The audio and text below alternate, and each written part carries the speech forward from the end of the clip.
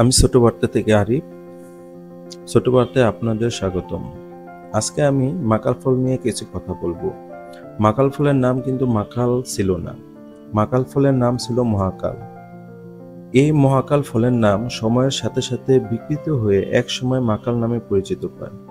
মাকাল ফলের বৈজ্ঞানিক নাম হলো সাইটুলাস কলসিন্থিস। বাংলাদেশে মাকাল ফল শব্দ দিয়ে নানান রকমের বাগধারা আছে। যেমন কাউকে উদ্দেশ্য করে বলতো উপরে দেখতে সুন্দর কিন্তু অন্তরে বিষ।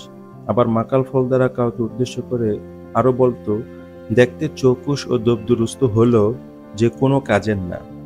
মাকাল ফলকে নিয়ে যতই নেগেটিভ প্রভাব থাকুক না কেন, এই ফলের উপকার কিন্তু অনেক। ভারতীয় চিকিৎসকরা মনে করেন যে মাকাল ফল একসময় হাঁপানি, নাক কানের ক্ষত এবং কুষ্ঠরোগেও ব্যবহৃত হয়েছে। যুগ যুগে পুরানো মাথা ব্যথার জন্য তেল দিয়ে মিশ্রিত মাকালের শিকড় খুব উপযোগী। আধুনিক ওষুধ শিল্পে মাকাল ফলের নির্যাস থেকে তৈরি ওষুধ ল্যাক্সেটিভ হিসাবে ব্যাপক ব্যবহৃত হয়, আর এই ল্যাক্সেটিভ ওষুধটি কোষ্ঠকাঠিন্য দূর করতে সাহায্য করে।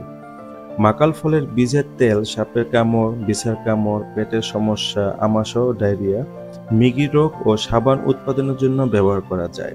এছাড়া মাকাল ফলের বীজের তেল চুলের বৃদ্ধি এবং চুল কালো করে। পাখিদের অন্যতম প্রিয় খাবার মাকাল ফল।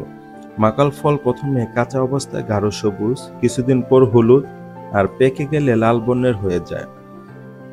আমার মতে মাকাল ফল দ্বারা সবচেয়ে উপকার হতো যেটা, তা হলো মাকাল ফলের বিচি ও আঁশ শুকিয়ে গুঁড়ো করে পানিতে দ্রবীভূত করে ফসলে প্রয়োগ করলে ফসলের পোকামাকড়, ইঁদুর ও রোগ বালাই দমনে বিষ হিসেবে কাজ করে। মজার কথা হলো এই বিষে ফসলের জন্য যেমন ক্ষতিকারক নয়, মানুষের জন্য ক্ষতিকর নয়। বর্তমান সময়ে ফসলি জমিতে পোকামাকড়ের জন্য যে ধরনের বিষ প্রয়োগ করে তা মানুষের জন্য এবং পরিবেশের জন্য অনেক ক্ষতিকর। বর্তমান সময়ে ফসলে নানান ধরনের বিষ কেমিক্যাল ব্যবহার করার জন্য বর্তমান প্রজন্মের ছেলে এবং মেয়েদের নানান ধরনের হরমোনাল এবং স্বাস্থ্য ঝুঁকিতে পড়ছে, যা একটি খুব চিন্তার বিষয়।